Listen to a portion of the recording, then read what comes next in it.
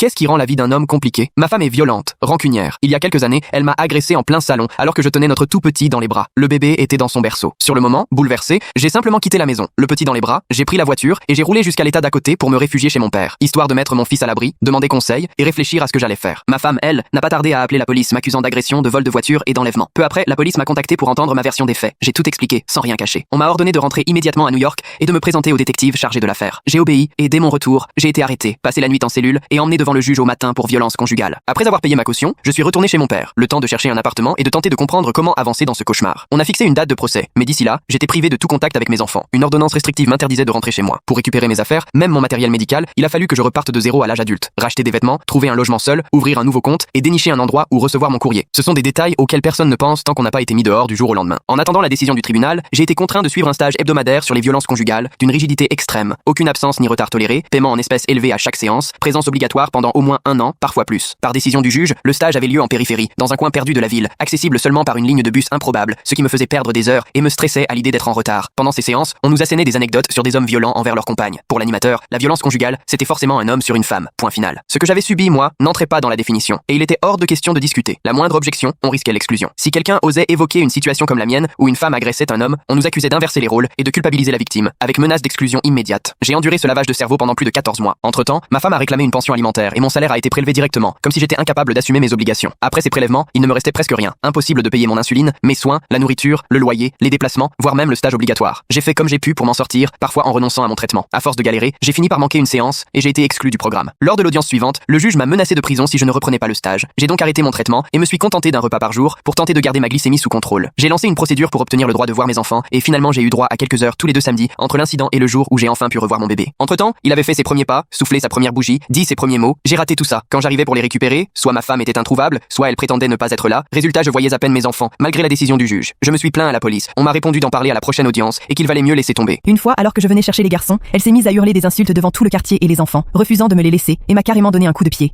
J'ai appelé la police, plusieurs voitures sont arrivées, il y avait des témoins, mais on m'a dit de passer à autre chose et de revenir la semaine suivante.